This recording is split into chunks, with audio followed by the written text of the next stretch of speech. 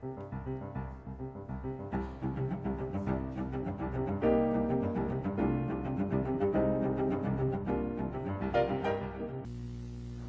tarde, hoje é sexta-feira, 2 de março, mais um programa de conexão ambiental aqui neste UPTV. E hoje temos a sorte, porque é uma sorte, ter uma entrevista, um entrevistado como Renato Tagnin, professor, arquiteto, especializado em planejamento urbano, mestre em engenharia civil e urbana e doutorando em Habitat pela USP. Eu queria primeiro dar as nós conhecemos, então não podemos fazer muitos protocolos. Claro. Queria um pouco, Renato, que você falasse algo mais sobre tua experiência nesse longo caminho que você tem sobre a questão da qualidade, da urbanidade, dos recursos hídricos, da conservação, da proteção e especialmente nesta questão do uso do solo que tanto atinge a questão de mananciais e dos recursos hídricos. Boa tarde a todos, é um prazer estar aqui com vocês, com os amigos. E, bom, rapidamente o que eu poderia dizer é que eu, quando optei fazer arquitetura e urbanismo, estudar arquitetura e urbanismo, me incomodava muito o fato de nos preocuparmos pouco com a qualidade ambiental dos grandes espaços, né? Havia uma tendência, principalmente na década de 70, de construir, independente dos locais, né? Quase tudo padronizado, com os prédios quase todos parecidos, não respeitando as condições climáticas, as condições sociais, inclusive, né? Então isso foi fomentando em mim, e com a leitura de alguns geógrafos importantes, de alguns ambientalistas e cientistas, isso foi amadurecendo a ideia de que havia outra forma de olhar esses espaços e pensar não apenas no construir, mas no adequar. Adequar o habitat, adequar aos seres humanos esse ambiente. E essa questão passou pela questão da vegetação sobre a cidade, né, o seu papel cada vez mais desprezado e a relação disso com as águas, né, porque à medida que a gente constrói, vai sumindo da cidade o espaço das águas e o espaço da vegetação que contém essas águas e conversa com elas e que dá para nós sombra, nos dá conforto térmico, nos dá uma série de aconchegos que a construção não consegue dar, pelo menos não a construção que vem sendo feita. Então, nesse sentido, eu comecei a trabalhar com urbanismo, planejamento, tentando ver as questões mais amplas que eram determinantes desses espaços, e daí que os trabalhos na área ambiental começaram a aparecer, tanto governamentais como não, e a gente se dedicou a isso, e vemos trabalhando, e agora com uma dedicação maior no campo da gestão de água, dos recursos hídricos, que, aliás, é muito escassa e cada vez mais estratégica e, portanto, deve ser objeto de nossa preocupação. É isso que me traz até aqui nesse momento. Muito bem. Você falava justamente desta questão e fechava essa explicação com a questão da água. Define para nós a água, seu significado para todo o sistema de vida, não somente para nós. Porque a água não somente influencia en nuestra vida común de todos los días, en las ciudades, en la cidade, en el campo, onde seja. Ela é essencial para tudo. Queria que você, com tua opinião, com tua ideia, definisse isso e essa importância, significado. O nosso olhar para a água é como se fosse um pedaço de pau, um pedaço de ferro, um recurso. Aliás, eu sou contra chamar a água de recurso. Na realidade, a água, nós somos feitos de água. Portanto, ela é essencial. Ela não é algo que eu vou buscar não sei aonde. Onde a água está, ela está sempre cumprindo um papel. E um papel essencial de manter a vida, de manter o equilíbrio climático, de manter e remodelar o relevo, de trazer fertilidade, de trazer a própria produtividade que nós precisamos, né? Então, é difícil falar da água não lhe dando esse caráter essencial. Uma vez eu estava num evento, num debate, e um índio que participava da mesa, ele explicou com muita clareza a sua estranheza em relação à forma como nós, ocidentais, dessa cultura, né, produtivista, tratamos a água. Ele disse, para mim a água é como se fosse a minha prima, é uma pessoa da minha família, então não tem como eu não considerá-la como nós. Né? Então quando nós vamos até ela, é com aquela alegria, com aquela reverência, com aquela simpatia de uma pessoa como nós e que é tão importante quanto todos nós. Então eu vi essa definição, achei muito simples e precisa. Enquanto nós não considerarmos a água como nós, e nós somos 70% no mínimo feitos dela, não dá para termos um outro olhar.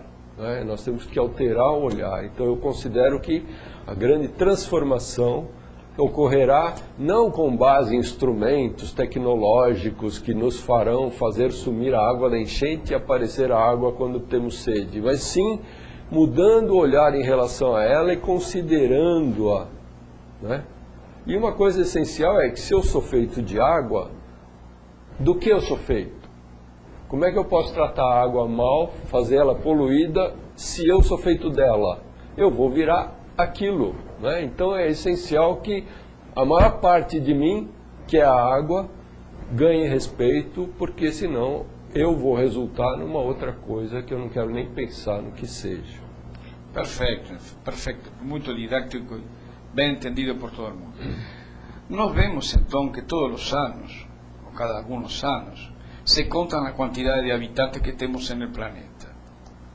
Uns contam a quantidade de consumo que vão a ter no mercado de los productos y los objetos que se venden y que se producen obviamente para esa población.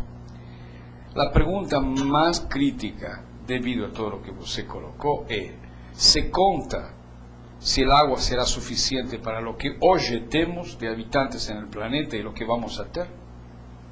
¿Va a dar el agua para todos? Muitos cientistas têm feito essa conta de diferentes ângulos, né? Até porque hoje nós temos a necessidade de começar a considerar os limites, porque nós já superamos vários limites, de acordo com um estudo feito pela Universidade de Estocolmo, e foi relançado, e agora no final do ano, e foi republicado por um jornal agora no começo deste ano, que nós temos vários limites da possibilidade de vida no planeta. A água é um desses limites, né? Então, falar de limites é essencial, principalmente quando a gente fala de uma economia que pensa em crescer ilimitadamente sobre uma base de recursos que é finita. Né? Então, essas contas sendo feitas estão trazendo algumas informações interessantes. Eu vou pegar só duas, que foi feito por uma projeção, né, de uma ONG muito importante em relação ao número de habitantes, tentando imaginar quantos caberiam na Terra com o consumo que hoje se faz. Né? Se nós fôssemos todos pobres, né, num padrão pobre como o de alguns países africanos, a Terra poderia abrigar quase 13 bilhões de habitantes, porque é um consumo modestíssimo, às vezes beirando a impossibilidade física de sobrevivência. Porém, se fôssemos americanos todos naquele padrão, em torno de 2 bilhões de pessoas poderia o mundo sustentar. Trata-se de distinguir quem é esse ser humano que nós temos querendo fazer com que viva aqui. Claramente, essa é uma questão essencial.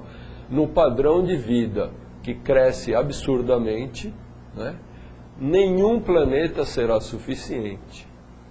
Mas, se nós diminuirmos o consumo dos mais ricos a um nível de boa sobrevivência, se aumentarmos o padrão de consumo dos mais pobres para um bom padrão de sobrevivência, com certeza o número atual de 7 bilhões poderia sim ficar amigo e repartir esse planeta. Muito bem, Renato. Colocando isso em nossa realidade Brasil, como ficaria? Temos água suficiente? Temos para os 200 milhões de habitantes, que já estamos próximos a isso? Se fala, obviamente, que nós temos a grande Amazônia e inclusive o rio subterrâneo da Amazônia, que teria a mesma quantidade, etc. Isso seria suficiente? Ele está bem distribuída a água no nosso país? Na média, o país estaria num padrão mais elevado de disponibilidade de água que outros países. Porém, como você está sugerindo, essa leitura é correta, nós temos que avaliar em regiões onde a população vive, né? Não é viável para nós acessar a água da Amazônia, pelo menos não diretamente, né? Apesar de que existem sempre aqueles que propõem obras mirabolantes, tecnologias, agora geotecnologias, ou seja, muita gente sempre ganhando muito dinheiro propondo coisas que não são viáveis, nem ética nem tecnicamente. Mas desconsiderando isso, nós precisamos sempre lançar mão dos recursos tão próximos de nós. Claramente, na Amazônia, em função do número de habitantes, essa água é abundante. Mas aqui no Sudeste, de acordo com as estimativas oficiais do governo, nós temos mais habitantes do que água proporcional. Portanto, nós estamos numa situação, apesar até de chover bastante, né, numa situação muito crítica em termos de água. A disponibilidade é muito crítica, particularmente nas grandes cidades e regiões metropolitanas. Agora, a isso se acresce uma outra questão. Nós não vivemos exclusivamente dos recursos que existem no nosso entorno, nem nós, nem nenhum outro país ou população, pelo menos no padrão ocidental de vida, né? Os nossos recursos provêm de muito longe, o que a gente consome vem de muito longe. Exemplo, nós somos grandes exportadores de produtos hidrointensivos, produtos que gastam muita água para serem produzidos. Então, há vários países, como por exemplo o Japão, que já com normas internas já limitaram e não vão produzir alumínio lá, por exemplo, né? Por quê? Porque é mais barato produzir aqui. Aqui a gente até cumprimenta os industriais de alumínio como se fossem heróis. Na realidade, o que os outros países estão fazendo é jogando para cá o que é mais poluente, o que gasta mais energia para ser feito, o que gasta mais água, o que emprega menos gente, o que degrada a natureza. E pior, ao ser vendido esse produto para eles, o seu preço é muito baixo. Mas, em compensação, se nós precisarmos do alumínio processado, ele vai custar tudo isso. O nosso alumínio, que foi exportado em caráter primário, volta aqui com preço enorme, quando esse valor agregado é agregado longe, num país que não quer sujar as mãos, como muitos, aliás. Então, ao exportarmos etanol, ou exportarmos açúcar, ou a própria cana, ou a soja, inúmeros produtos agrícolas, dos quais também nos orgulhamos, nós estamos exportando água para países que não têm essa possibilidade. E o preço da água não está embutido no produto, o custo da água não está embutido no produto. Por quê? Porque para nós a água não vale nada, não tem um custo atribuído. E esse custo vai nos fazer falta. Portanto, quando a gente acha que tem muita água, em avaliações mais atualizadas, fica claro que o país deverá economizar. E países que hoje não têm água, na média, para os seus habitantes, estão numa situação confortável. Por quê? Porque seus produtos que gastam água estão sendo produzidos por países como o nosso. Portanto, eles estão bem de água porque não precisam gastar a sua. Isso aí implica em a gente olhar em várias escalas, na escala local, regional, nacional, global. Senão a gente não consegue fazer essa conta de quem vai ter que água no futuro. Muito bem. Aí nos encontramos perante um problema bastante sério, porque a tendência que nós temos como desenvolvimento no Brasil é justamente essa, a de maior produção con mayor cantidad de agua, que sería lo hidrointensivo, y también lo enérgicamente intensivo, que sería la energía eléctrica. Si no tenemos esa tendencia, no llegaremos a una crisis. Poderemos llegar a uma crise, poderíamos chegar a uma crise por esse motivo? Já temos esses reflexos da crise. Hoje é fácil também ao telespectador, a quem nos acompanha pela internet, procurar informações sobre os passivos sociais e ambientais, os locais críticos.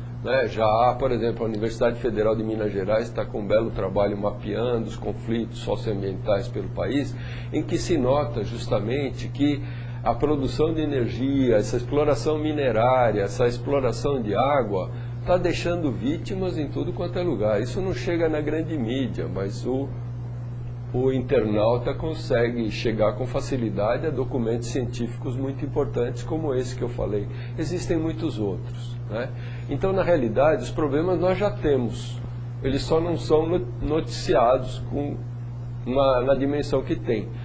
Então, para o futuro, essa situação tende a piorar. É claro que não é essa opção de produzir alumínio aqui, de produzir ferro-gusa, de produzir aço, muitas vezes usando como combustível florestas naturais, parte do Cerrado, parte de outros locais como a Mata Atlântica, não é um destino brasileiro. Não é um destino brasileiro, é uma opção política. É uma decisão tomada por pessoas, como toda política. O que falta é a população saber e querer participar dessa decisão. Eu costumo usar o exemplo de que a gente está fazendo uma grande vaquinha para fazer uma festa para a qual a maior parte de nós não vai ser convidado, vai entrar depois para limpar a sujeira. Então, o povo brasileiro deve começar a participar da decisão de como se gasta o dinheiro dessa vaquinha, porque senão só vai entrar no final para recolher a xepa e limpar os banheiros. Esse é um risco. Portanto, é essencial que nós discutamos qual é o nosso futuro, porque o futuro vai ser de todos nós, e o presente já é. Então, participar das decisões é essencial. Se o Brasil começou como um país colonial, nada diz que ele deve continuar a ser um país colonial. Ao contrário, com essa miscigenação racial que traz para o Brasil um cosmopolitismo, uma abertura, uma grandeza cultural, uma tolerância enorme, e uma floresta, uma natureza, não só floresta, mas todo tipo de bioma que nós temos, que ainda existe. O que nós precisamos é combinar o jogo. Vamos, ao invés de destruir a natureza para sustentar alguns, vamos nos unir. Unindo o povo e a natureza, nós vamos juntar o melhor que o Brasil tem. E aí nós vamos ter um outro futuro. Nós já estamos resgatando o nosso amor próprio aí por várias razões. A proposta é vamos em frente e vamos propor algo que seja bom para todos nós, para variar. Muito bem, Renato. Agora vamos exatamente à nossa região, a esta região metropolitana que ocupa a bacia del Alto Tietê, mais ou menos 15 milhões de habitantes, onde nós estamos permanentemente observando obras para trazer água de outros lugares para esta região metropolitana. Como se situa todo esse conflito em nossa região? Onde está? Onde começa? Onde está? E qual é o futuro que pode haver nessa situação? Como você falava, não podemos trazer água da Amazônia, mas estamos trazendo água de outras bacias próximas à nossa. Essa água dessas bacias não começam a escassear, como no caso de Piracicaba, por exemplo? Só para fazer um reparo, quer dizer, a água da Amazônia ela chega aqui também, sim. Por rios aéreos, chamados rios voadores, se mapeou que enquanto tivermos a floresta amazônica, a umidade que dali provém, uma parte dela vem produzir chuva aqui. E considerando a nossa situação muito crítica em termos de disponibilidade de água por habitante, se essa água não vier, nós estaremos perdidos.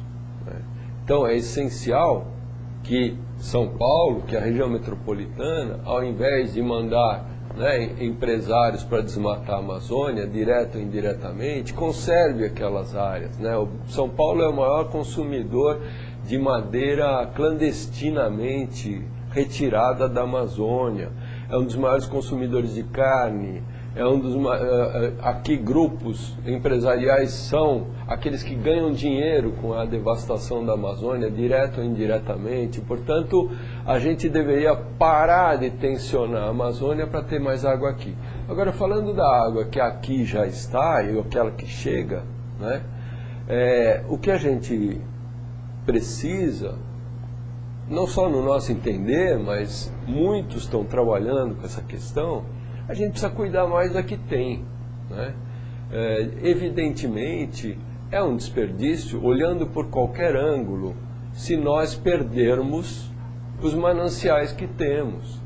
Já foi muito caro, já foi muito difícil criar esses reservatórios, como a Bines, Guarapiranga, Sistema Cantareira. Isso aí trouxe, inclusive, uma dívida enorme que nós pagamos durante todo o tempo da ditadura, né? Porque foram concepções do governo militar que nos impôs, nós não discutimos a necessidade, foi imposto, mas já que estão, nós temos que usar melhor.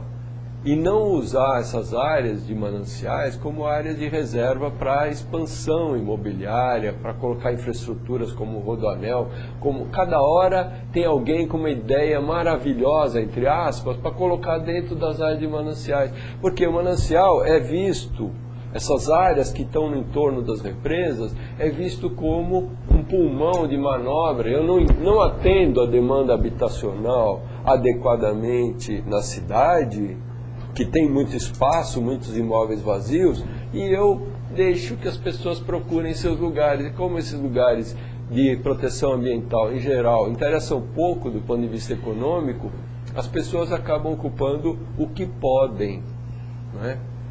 Então, isso é o resultado de uma política de não atendimento suficiente e de achar que o manancial é o local onde eu posso colocar populações pobres que precisam estar no centro da cidade em função da infraestrutura, né? Tudo, metrô, trem, escola, hospital, creche, emprego, estão tudo no centro das cidades, né? Mas o centro das cidades especulativamente valorizado, né? O poder público investe ali, valoriza propriedades privadas.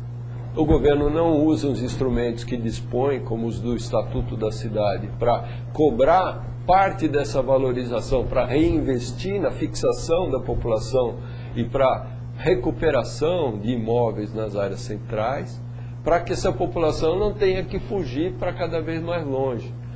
E com isso a cidade se expande, a especulação avança e avança mais do que o crescimento da população. Portanto, essa conta não fecha. Nós nunca crescemos tão pouco na região metropolitana, como média, como nessas últimas décadas. No entanto, a cidade não para de se espalhar. Como explicar isso? Se não pela realização do valor imobiliário. E esse é um mercado sagrado, ninguém mexe com ele. Então, ele tem tudo a ver com a proteção de mananciais, tem tudo a ver com as áreas que nos trazem água. E tem tudo a ver também com as enchentes. Por quê? Porque nós ocupamos as áreas das enchentes, as áreas dos rios. Agora, nós estamos numa situação gravíssima. Dia 6 vai ser colocada em pauta uma proposta de alteração do Código Florestal para análise do Congresso Nacional, mais especificamente da Câmara. Então, eu sugiro que o internauta, o espectador, se ligue, porque pouca gente está decidindo o nosso futuro, que é reduzir as áreas protegidas, portanto, de produzem água, inclusive para a agricultura, né?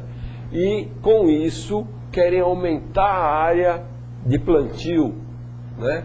Querem ameaçar as áreas urbanas com mais ocupação. Portanto, a especulação imobiliária, seja ela rural ou urbana, concorrem para reduzir as áreas protegidas. Mas justamente são essas áreas que nos trazem a água. Mas como o valor da água no curto prazo é não é cobrado, não está nos produtos que eu vendo propriamente, então não tem valor, é meio que de graça. Então de graça está aí. No entanto, a escassez está vindo por aí, né? Então, de fato, não tem menor sentido eu estragar os mananciais que eu tenho, ocupar as várzeas que eu tenho, com avenidas, etc., e buscar essa água cada vez mais longe. E o problema é que essa água que nós estamos pensando em buscar mais longe, já está em locais onde a população já usa até demais, já estão poluídas em boa parte pela agricultura com agrotóxicos e outras cidades que também não têm esgotos suficientes e sistemas de tratamento, como é o caso de São Paulo, né? Boa parte dos esgotos ainda em natura vai, ou seja, diretamente para os rios. Isso não é maneira de tratar algo que, como eu dizia no início, é um parente nosso, nós somos feitos dela. E fica claro também por vários estudos que, à medida que eu não protejo essas áreas, sai muito mais caro tentar tratar a água. Já foi feita essa comparação. É mais caro tentar tratar a água depois que ela foi estragada do que proteger. Então já passa da hora da gente ter outro olhar e participar da decisão do que se faz com o território da cidade, né? Não deixar na mão dos mesmos, porque os mesmos mostram para nós que o que eles sabem é fazer o mesmo. E que não é bom para nós, com certeza. Beneficia poucos à custa de todos, no futuro e agora. Sobre essa questão que você estava colocando, a pergunta mais importante para responder seria, que la estou encaminhando eu, claro, nós estamos atendendo a demanda ou estamos com déficit e temos que continuar buscando água até que ponto poderemos resolver esse problema. A outra pergunta conectada, ligada a esta é, nossos reservatórios, que são os principais, Cantareira, Pinim e Guarapiranga, a qualidade da água desses reservatórios, a tendência é a melhorar ou pior? Bom, no caso da primeira questão, né, você me corrige se eu estiver desviando muito, né?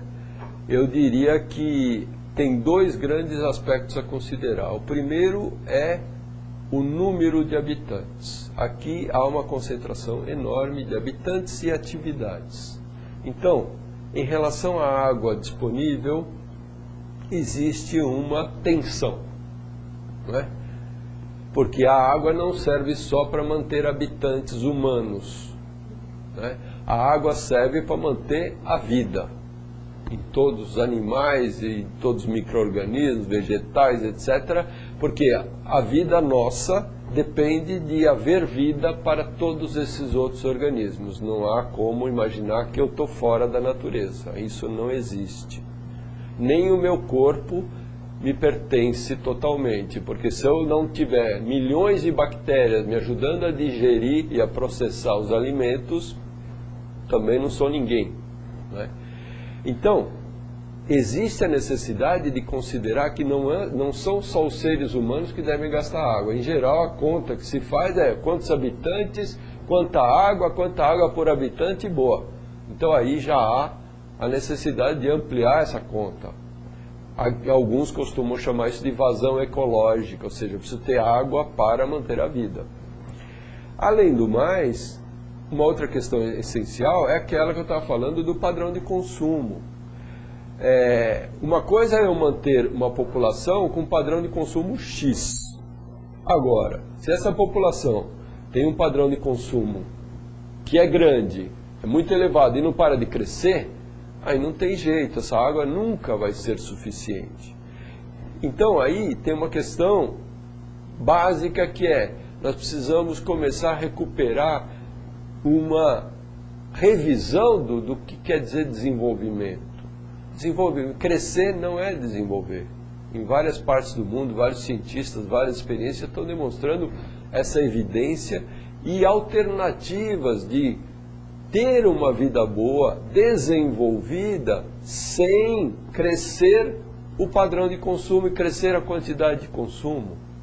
É uma questão da gente se adequar ao que tem. Não adianta, assim, sobre a mesa nós temos determinados pratos e tem X pessoas para comer, não adianta comer tudo aquilo, poucos comerem, os outros não comem, e a gente, quem não come, vai comer a toalha, a mesa, a cadeira, como assim?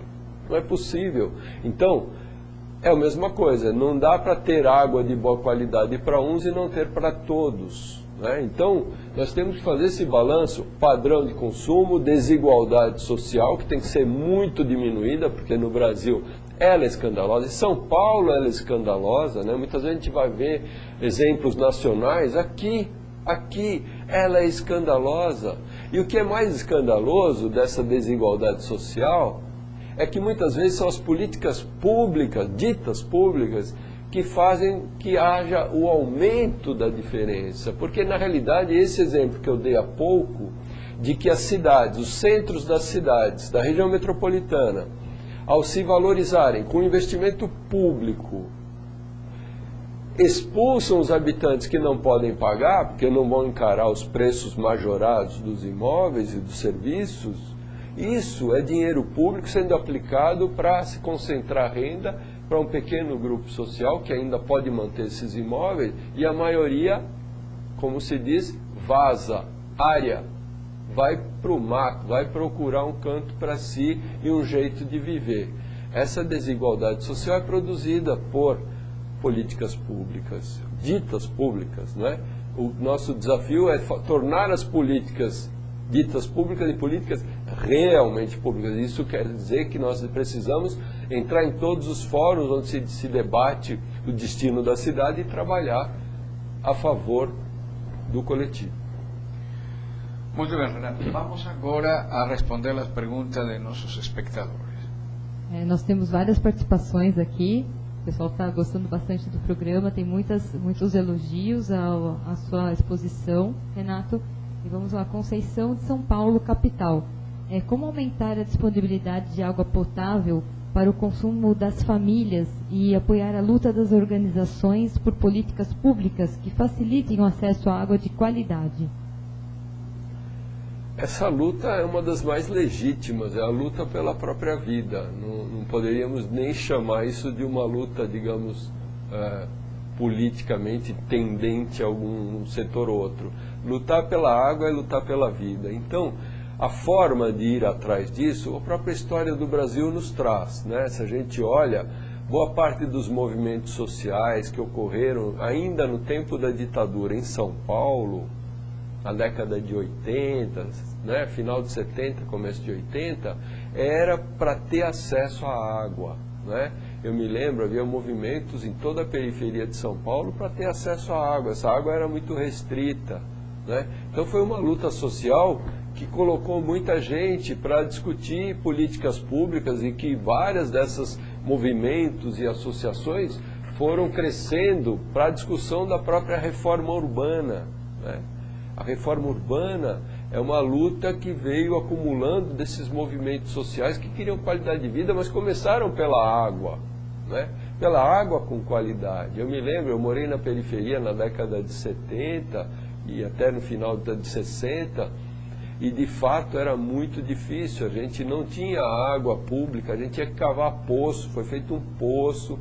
Aquele poço tinha o gosto de ferrugem, ficava abaixo do nível da fossa, e não só na minha casa, em vários lugares, e para nós era todo muito difícil. Então essa luta foi muito bacana e a gente tem que começar a brigar mesmo, né?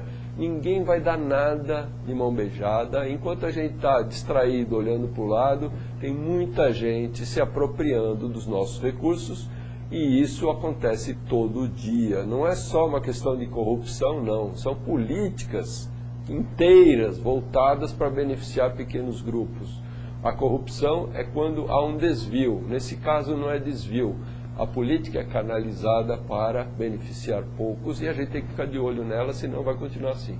Agora, a Otília de Santo Amaro, então, pergunta: como as pessoas, então, comuns podem participar dessas discussões de políticas públicas? Olha, essa é uma pergunta que depois eu quero até fazer para o Eduardo, porque é muito importante. Nós temos aqui no campo da água uma criação muito interessante de comitês de bacia hidrográfica, que são locais onde, a partir de 1991, foi decidido que a política da água seria decidida em fóruns em que participariam os municípios, o Estado, a sociedade, né? E foram formados comitês de bacia hidrográfica. Então, na região metropolitana, nós temos basicamente o Comitê do Alto Tietê, né? E esse comitê, temos subcomitês regionais também que discutem a questão da água. Então, independente, o movimento social tem que prosseguir por seu curso, né? A resposta à pergunta anterior, já estou sugerindo que esses movimentos se mexam. Mas também tem outros fóruns já criados para isso. A questão é, até que ponto esses fóruns são conhecidos de vocês? Se eles são desconhecidos, o comum, o normal, é que só participem deles aqueles que têm acesso à informação. Aqueles que têm acesso à informação, o comum, o normal, é que representem os seus interesses ou dos que lhes são próximos. Se vocês não são próximos de ninguém nesse campo, vocês não estão nesse processo de decisão. Então eu não vou fazer nenhuma alegação de nada, mas quanto mais longe vocês estão da discussão, mais longe vocês provavelmente estarão de serem beneficiados por políticas, porque vocês não são protagonistas. Aí a questão é a seguinte: a política não é algo que eu ganhei de presente. O político não é o Messias, o Salvador, que eu voto nele, ele vai me representar para todo sempre. Qualquer pessoa, pode ser até um funcionário que você contrate para limpar a tua casa, cuidar da tua criança. Nós temos que ficar de olho. Como é que você contrata alguém para uma creche, põe a criança lá, não vai ver como ela está sendo tratada? A política é a mesma coisa. Você tem que escolher uma boa e ficar de olho. Ficar de olho, lá ver como é essa criança está comendo, está bebendo, etc. O exercício da política é no cotidiano. É assim que a gente limpa os malandros dela, porque eles se aproveitam da nossa distração. A discussão está muito boa e o pessoal está participando aqui. O Antônio Cardoso de Salvador está ainda perguntando como então essas políticas públicas podem colaborar com a preservação dos recursos hídricos brasileiros. De que forma? Bom, tem uma questão da água que é fantástica, é isso que me apaixona, é que não tem nenhum lugar que não tenha água. Aqui onde eu estou passando a minha mão, tem umidade. Essa umidade são gotículas de água. No meu corpo tem 70%, né? E quando está faltando eu tomo mais um copo. No ar, no céu, no meio da terra, em todos os lugares tem água. Então, a água, além de estar em toda parte, ela se move, um chamado ciclo da água, evapora, transporta pela chuva, pelo vento, chove num lugar, ele infiltra na água, vai formar o riacho, vai formar o aquífero, depois o poço extrai, a planta absorve, evapora, transpira, dá vida a outros seres que vão comer aquela verdura úmida, aquela etc, etc. Ou seja, nós estamos dentro de uma sopa. Então, toda a política pública que interfere no planeta, interfere nessa sopa. A questão é, o que é mais importante? Uma das coisas mais importantes é a gente prestar muita atenção no que a gente faz sobre o solo e nos usos que faz da água.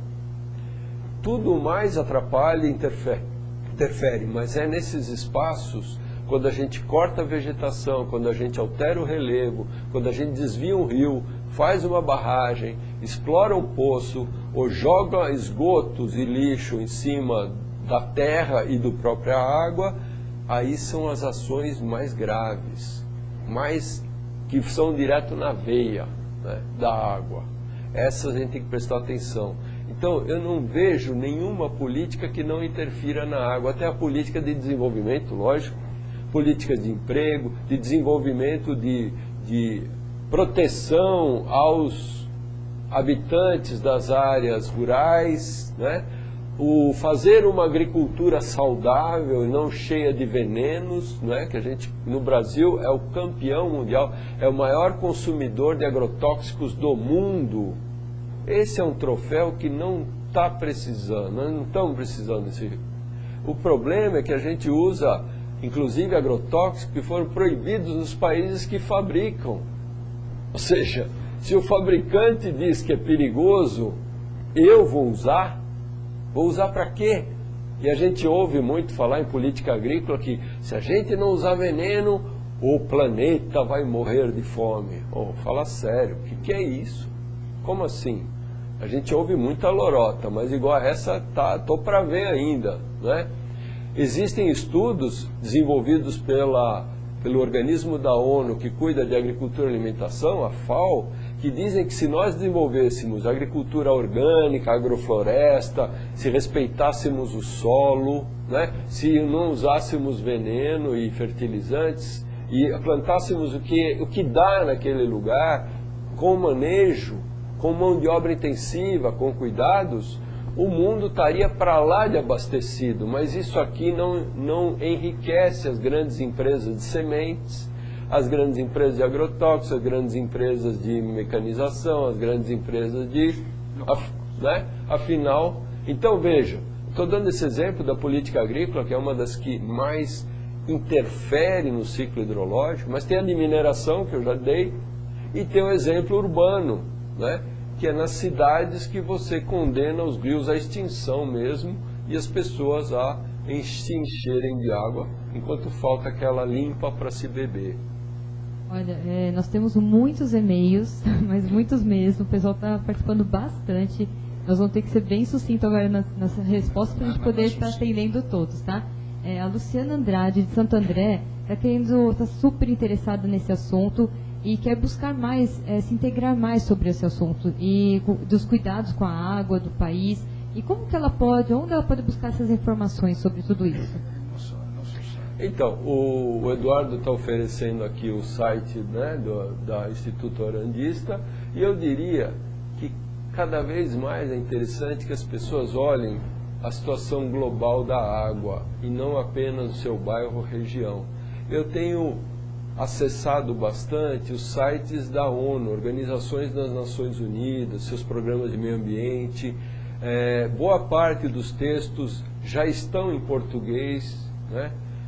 E isso é muito importante porque vai se ter uma visão mais ampla, inclusive do que já está se fazendo para resolver os problemas, né? A gente está falando muito de problemas, mas existem um pessoal que está fazendo coisas maravilhosas, mas que é com tecnologia social, com tecnologia chamada dos pés descalços, sem grandes aportes de capital, resolvendo a questão da água. Aqui mesmo no Brasil, por exemplo, o programa de cisternas e outros são maravilhosos do ponto de vista de aproveitar o que chove em cima da minha casa para beber.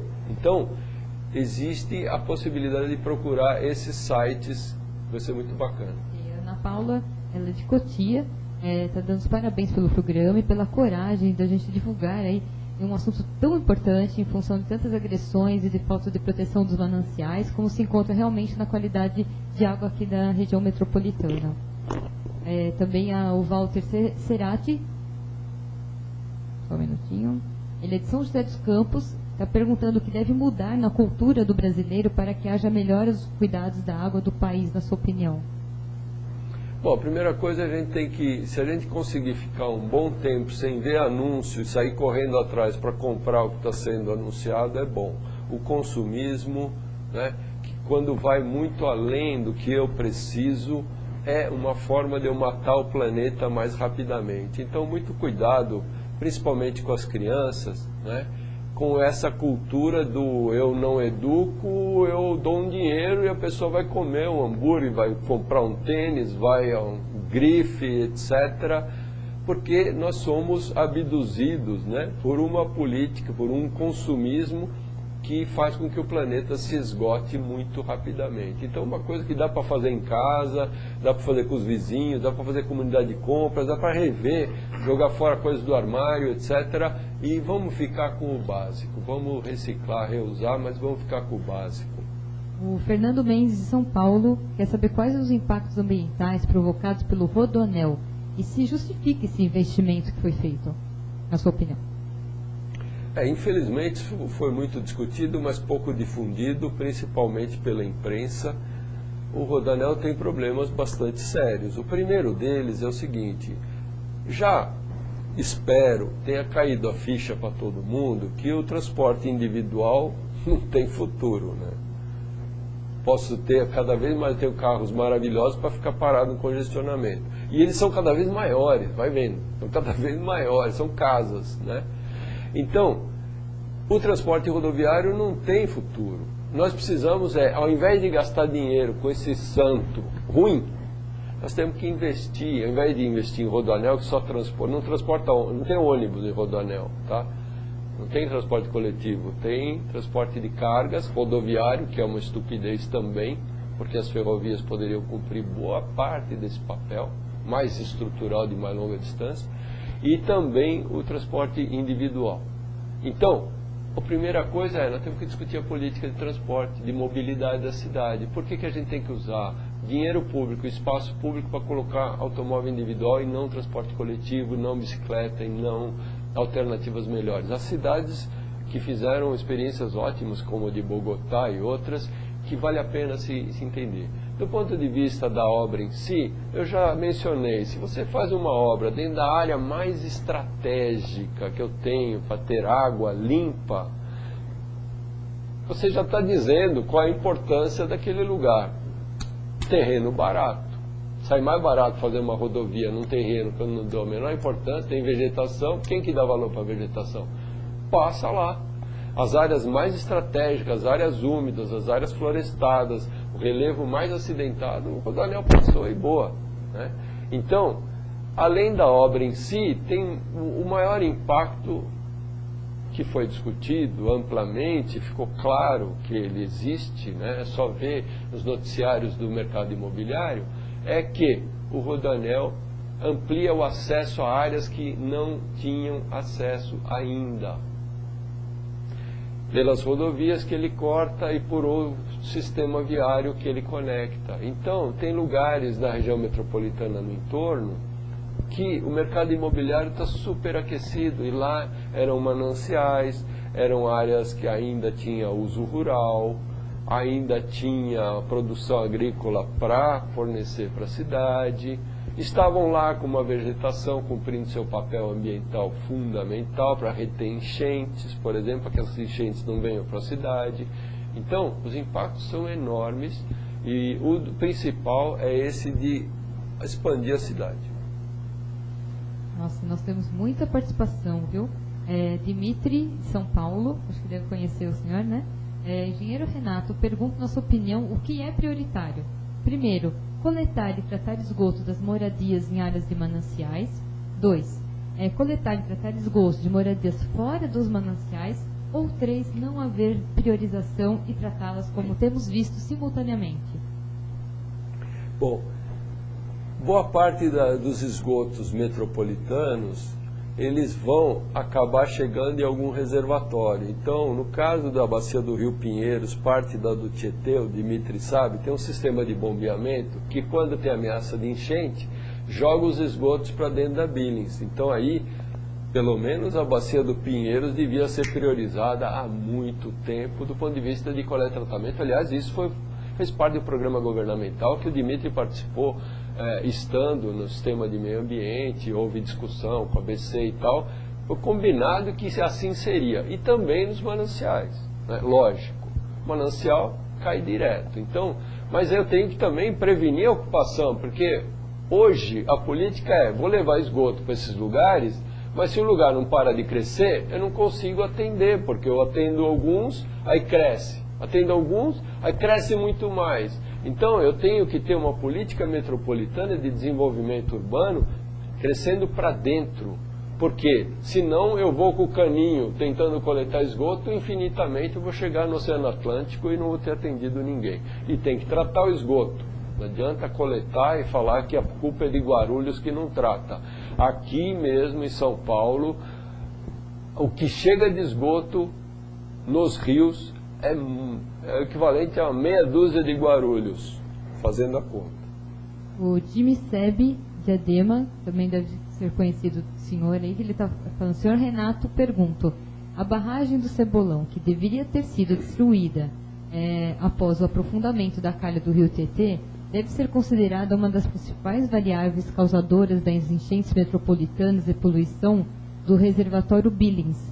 Na sua opinião, é isso mesmo?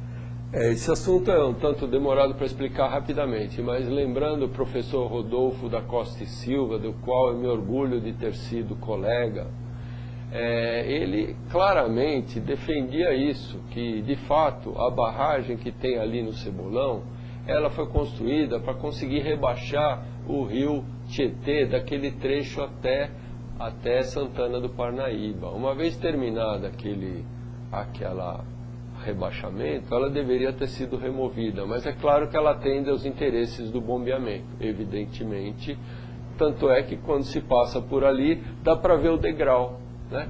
Dá para ver que a água cai. Se a água cai, significa que ela está num nível mais elevado do lado de cima da barragem. E o lado de cima da barragem, quando tem enchentes, precisa que aquela água escape rapidamente, e aquilo sim é um obstáculo. Tem um estudo que demonstra ser esse um obstáculo, apesar dos desmentidos de boa parte dos interessados no modelo de energia. Sim, o tempo se está esgotando, mas vamos à última. Renato, de Adema, apesar dos interesses econômicos, o senhor acredita na possibilidade de se reabilitar as ferrovias no Brasil? De reabilitar? Eu acho que depende de nós. Nós não podemos acreditar um santo. Ou o povo brasileiro assume que o país é seu e bora combinar o jogo, ou então não vai dar. Eu não estou com isso, né, tirando a responsabilidade de ninguém, ao contrário, é de todos nós. Não dá para achar que aquele político que eu votei sozinho, mesmo que ele queira, vai conseguir mudar. Nós precisamos mudar a cara do Brasil a partir da participação da população. Não tem outra receita milagrosa. Ok, nosso tempo se está esgotando, temos poucos minutos. Como os telespectadores ven e por a quantidade enorme de perguntas que tem temos, muitas perguntas que não conseguimos ler aqui. Muitíssima pergunta. A cada programa nós estamos tendo cada vez mais perguntas, não podemos estender-nos do espaço que temos de 1 hora. Eu quero fazer esse pacto com você, Renato, de proximamente, novamente ter você aqui para responder essas perguntas que ficaram pendentes e outras que possam aparecer. Eu quero convidar-te, como sempre hemos sido colegas neste caminho e sempre nos entendimos, vamos a entendernos mais uma vez. Para os telespectadores, de algumas perguntas que vocês colocaram sobre essa participação e por lo que colocou Renato sobre a possibilidade de participar no comitê, os comitês de bacias, os comitês de bacias, nós nos vamos a comprometer a entrevistar al vicepresidente do comitê del Alto Tietê para que ele explique melhor isso, e en esa data nos colocaremos en el espacio de conexión ambiental os caminhos para que as associações e as pessoas consigam e possam participar, porque isso não está somente aberto para as organizações não governamentais da sociedade civil, não, a população pode. Existem sim dentro desses comitês, uma série de requisitos para participar como organizações que justamente foram criadas para selecionar a participação. E como dizia Renato, essas mudanças las temos que exercer com nossa democracia direta, com a participação direta. Não importa se nesses espaços tenham voto ou não tenham voto, a cidadania se tem que expressar, tem que opinar, se tem que organizar. Não temos outro caminho, como falou Renato, para poder mudar as coisas. Então, eu quero fechar aqui o programa parabenizando a meu colega Renato por esse extraordinário depoimento que fez hoje, e lhe pediria para fechar um recado para todo esse espectador que está ainda esperando que respondamos as perguntas. O que eu teria a dizer é o seguinte, que a gente fala, mas a gente não representa pessoas. Cada um de vocês deve procurar um espaço para se expressar. É claro que a gente tenta difundir uma informação científica que é um desperdício que ela não alcance a população, porque a informação começa a trazer para nós a sensibilização, e a sensibilização traz a consciência traz a atitude, não é? E a atitude traz a ação. Então, é um caminho que nós temos que seguir, né? De nossa parte, se pudermos ajudar em trazer a informação, mas nada substitui esse processo de cada um de cair a ficha e de se tornar um agente ativo pela vida. Como eu digo para alguns alunos meus, se tudo der certo, meus alunos vão durar mais que eu. Mas, se tudo continuar como está, eles vão viver muito pior do que eu. Isso não é justo. Eu não quero fazer parte disso. Quero ajudar. Bom, muito obrigado a essa audiência extraordinária que está ganhando toda a sexta-feira. Estamos aumentando toda a sexta-feira a quantidade de internautas que se aproximam, aqueles que depois de uns dias ou em algum momento voltam a rever e nos recebimos nos meios dessas pessoas, desses espectadores, continuando fazendo perguntas e tudo isso. Nós necessitaríamos, Renato, pelo menos 4 programas para poder responder às perguntas que não se conseguiram responder em todos os nossos programas.